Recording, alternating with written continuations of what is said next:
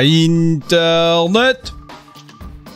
20 mars 2019, bienvenue sur le Daily Buffer Podcast.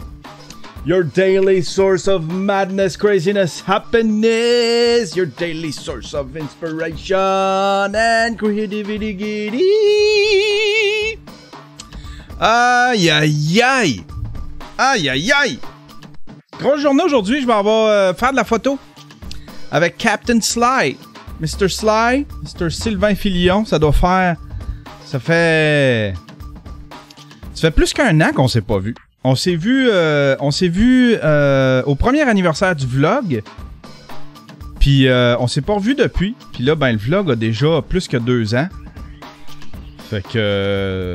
my God. Ça fait plus qu'un an. Je m'ennuyais de mon ami Sly. Il m'a proposé une journée pour aller faire de la photo. Fait qu'on va aller downtown, on va aller faire de la photo. On va aller faire de la photo comme Peter McKinnon. On va vlogger puis faire de la photo. Ça va me permettre d'avoir du contenu un peu pour le vlog. Du contenu le fun pour le vlog. Ah ben voilà. Qu'est-ce qui se passe ce matin? Nouvelle bande-annonce pour... Stranger Things. Saison 3. La bande-annonce est écœurante. Elle est écœurante. Il y a de la bonne musique. Les images sont belles. C'est super intriguant. Les jeunes ont grandi. Les jeunes sont devenus des ados. De ce que je peux en comprendre, on devrait voir... ça devrait se concentrer beaucoup sur la dynamique entre les jeunes. Peut-être moins sur les histoires. Peut-être, je sais pas. C'est ce que la bande-annonce m'a laissé savoir. Fait que, tu sais, l'année passée, on a fini avec une belle histoire d'amour. Ça finissait avec au bal, avec un French au bal. Chaque personnage avait son amoureux. Hein? Quelle belle fin l'année passée. Fait que là, j'imagine qu'on repart de là. Ils vont plonger peut-être un petit peu plus dans les histoires d'amour, dans la dynamique entre les personnages. Puis, mais quand même, il va y avoir une histoire avec des monstres, puis avec moins de Easter eggs, puis moins de références aux années 80-90, beaucoup moins. On dirait que là, ils veulent commencer à avoir... Tu sais, il y en a, là, je veux dire, les personnages sont habillés en... Je sais pas, ça se passe là en quelle année, là? Ça va être 88, 89? Aucune idée. Mais moins de références, moins de Easter eggs. J'en ai vu un petit peu. Terminator a de l'air super présent là-dedans.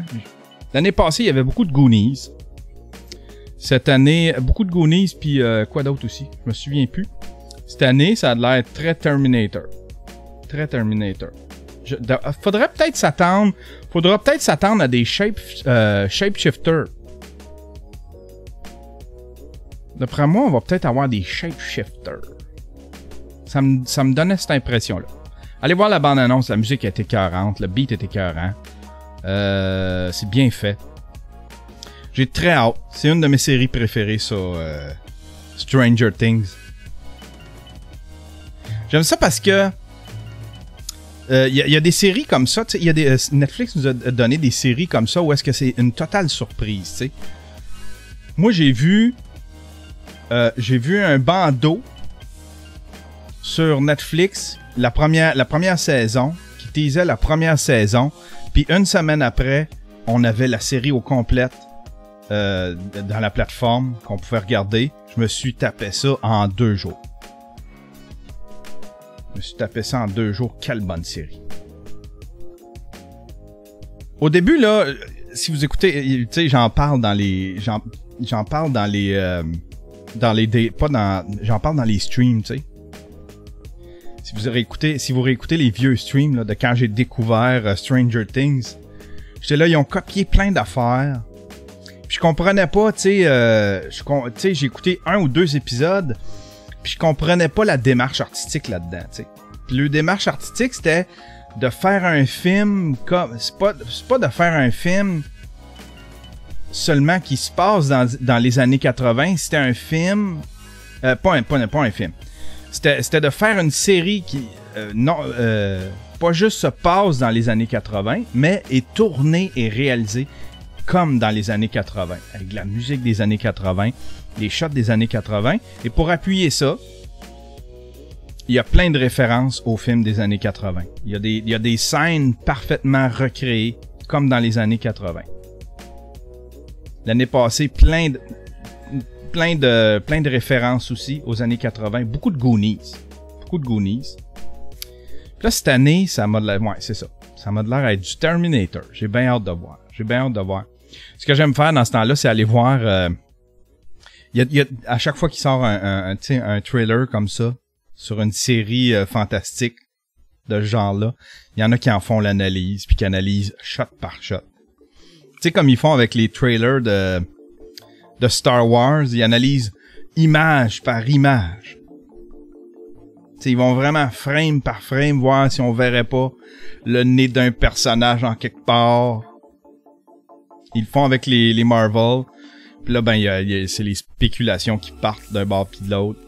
J'ai bien hâte de voir ça. Quelle bonne série. Sinon, quoi d'autre? Je suis choqué un matin. Je suis choqué après le Huffington Post. Le Huffington Post ont décidé de titrer... Voyez comment c'est des mardes, là. Regardez bien comment c'est des mardes. Premièrement, pour vous mettre en contexte, Mike a fait un long texte pour défendre les auteurs. Tu sais, on a parlé, là, les auteurs du livre Hansel et Gretel. Puis Mike a fait un long post sur son Facebook, en fait partout, sur son Facebook, principalement. On va aller voir. C'est un long post, en tout cas, qui défend les auteurs puis qui en revient pas. Il part comme suit. Le Québec fait vraiment pitié. Côté liberté artistique, on l'a vu encore cette semaine, après qu'un auteur de fiction, Yvan Godbout, Yvan Godbout ait été accusé de production de pornographie juvénile. Pourquoi? Pour un passage dans son roman décrivant le viol d'une fillette. Il va se défendre en disant que c'est un roman d'horreur, que cette fillette n'existe pas. Il a raison et il va gagner. Là n'est pas le problème. Le problème, c'est qu'il doit se défendre. Il doit se justifier pour une œuvre artistique. Ça me rappelle le cas de Rémi Couture. Rémi est un maquilleur d'horreur. Il s'était fait arrêter par la police suite à des plaintes à propos d'un court-métrage qu'il avait produit. Dans le film, on voyait un enfant se faire tuer de façon graphique. Un homme en Allemagne avait vu le film et avait porté plainte à Interpol. L'homme a porté plainte parce qu'il pensait qu'il s'agissait d'un vrai meurtre. Le générique à la fin du film aurait dû être un indice, mais ça a l'air que non. En tout cas, il va de même, il fait un long texte pour défendre Yvan Godbout, l'auteur du livre. Et il a tout à fait raison. Je vais dans le même sens que lui, à tous les niveaux. Puis là, ben, ce matin, le Huffington Post qui ont décidé de titrer pour parler du statement que Mike a fait sur son Facebook, ont décidé de titrer « Mike Ward défend un auteur accusé de production et distribution de pornographie juvénile ». Hey, moi, ça me choque. Quand tu lis le titre, c'est factuel. Ils ont le droit de faire ça. C'est factuel, mais ils savent en esti.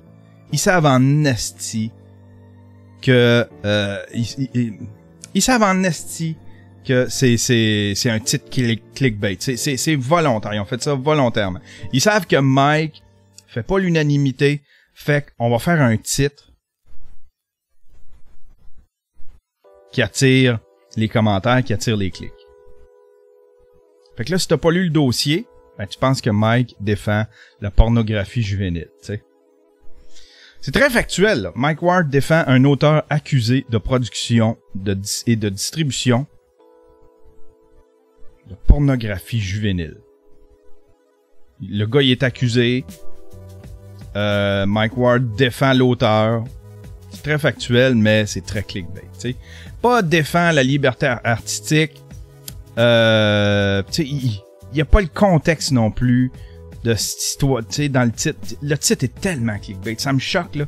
Ça me choque parce que le Huffington Post fait ça volontairement.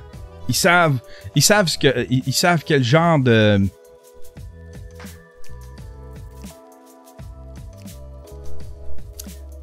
Ils savent ce que Mike peut attirer. En termes de controverse, en termes de discussion. Ils savent par où Mike est passé. Puis là, ben, c'est super facile de prendre Mike puis d'en faire comme ça un titre. C'est tellement ridicule. Ils l'ont titré de même parce que c'est Mike. Le Huffington Post, c'est honteux. C'est honteux. C'est de la grosse paresse intellectuelle.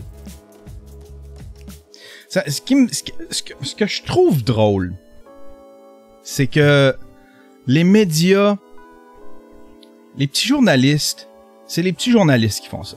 Les petits journalistes sur le terrain, puis les petits médias, comme le Huffington Post, TVA vont faire ça, ils ont tendance à faire ça. Mais partout où est-ce que Mike passe en entrevue, il n'y a pas personne qui l'affronte. Il n'y a pas personne qui a cet affront-là, le même affront que dans leurs articles ou dans leur façon de titrer. Il n'y a personne qui affronte Mike. À chaque fois qu'il va en entrevue, les journalistes sont super gentils avec lui puis comprennent bien. T'sais, il est passé à médium large, je pense. Puis l'entrevue était super bonne. Il a séduit. Tu vois que l'animatrice était séduite par Mike. Elle l'a pas confronté sur plein de trucs ridicules. Ça, ils font ça dans les articles. Tiens, je viens de le recevoir dans mes Google Alerts. Mes Google Alerts. Mike Ward se porte à la défense de l'eau. Ah! Tiens. C'est mieux titré, là. Ah là, ils l'ont titré mieux, là. Ah, ils ont changé le titre. Mike Ward se porte à la défense de l'auteur Yvan Godbout, arrêté pour production... Tu sais, c'est tout ce que ça prenait, là. Mike Ward se porte à la défense de l'auteur Yvan Godbout, arrêté pour production et distribution de pornographie juvénile. Déjà, c'est mieux titré. Déjà, on comprend que Mike Ward... Je sais pas si vous comprenez. C'est la même chose. Mais ça a pas la même portée. Ça a pas la même portée. Mais ils ont changé le titre. Je pense qu'ils étaient conscients.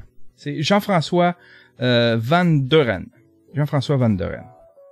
Le week-end dernier, l'auteur québécois Yvan Godbout a été arrêté pour production et distribution de pornographie juvénile relativement à un passage de son roman Hansel et Gretel paru en 2017 aux éditions ADA.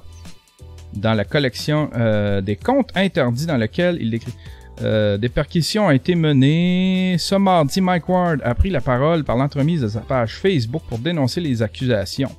L'humoriste souligne que le cas d'Yvan Godbout rappelle fortement celui de Rémi Couture, qui avait été arrêté à la suite d'une plainte déposée par un homme qui croyait que le meurtre sordide d'un enfant montré dans un court-métrage de l'artiste était bien réel. Ah, ils ont changé le titre. Bien joué Huffington Post. Je pensais faire un show complet là-dessus puis chialer sur vous autres. La différence est pas grosse. Vous allez dire, c'est quoi la différence? T'sais? Factuellement, la différence, c'est juste la façon de l'amener. C'est tellement facile de proposer des trucs. On va aller lire l'ancien titre.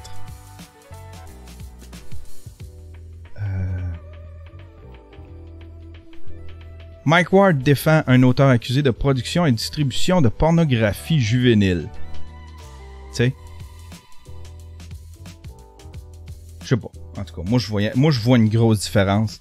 Je sais pas si vous la voyez vous autres aussi. Je sais pas c'est quoi qui fait la différence. Je suis pas capable de vous l'expliquer. Mais moi je perçois ça vraiment comme... Il y a une différence entre les deux titres. Dites-moi donc c'est quoi qui me fait percevoir ça. C'est peut-être moi qui se trompe, mais... Regardez bien. Mike Ward défend un auteur accusé de production et distribution de pornographie juvénile.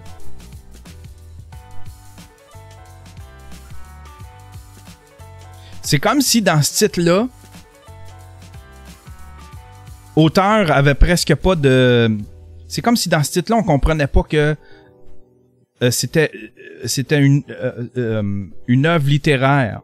Fait que auteur peut être quasiment séparé. Il aurait quasiment pu enlever le mot auteur puis le remplacer par personne. Je sais pas si vous comprenez. Mike Ward défend un auteur accusé. C'est comme si l'auteur, c'est sa job le jour, mais que en secret,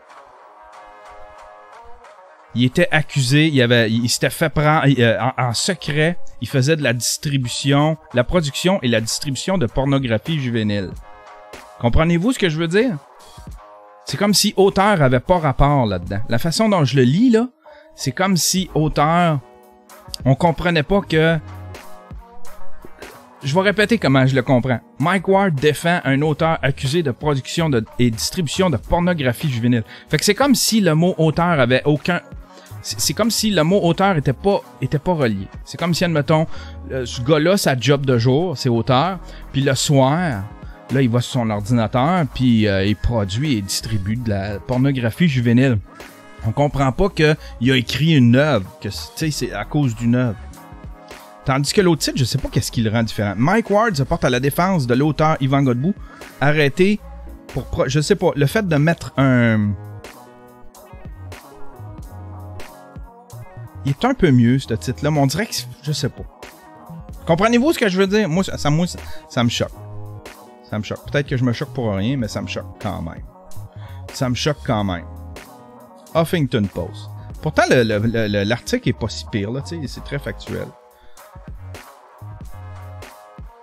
La moitié de notre société est analphabète, c'est-à-dire qu'ils ne parviennent pas à décoder une phrase qui est devant eux. Ils sont capables de lire les mots, mais ils ne comprennent pas l'essence de la phrase. Si on ne comprend pas une phrase, on va être choqué en lisant des mots indécents, surtout si ça parle d'enfants. Poursuit l'humoriste. Ça, je le comprends et je l'accepte, mais ce qui est inacceptable, c'est que le système de justice accorde de l'importance à ces plaintes au lieu d'utiliser la logique. Totally. I'm totally with you. Hey, si vous voulez voir, je suis en train de suivre une série documentaire. C'est la disparition de la petite Madeleine McCann. C'est une disparition d'enfant qui a fait couler beaucoup d'encre. Qui a été, disons, ils en ont parlé beaucoup dans les... ils en ont parlé beaucoup dans les médias, tu sais.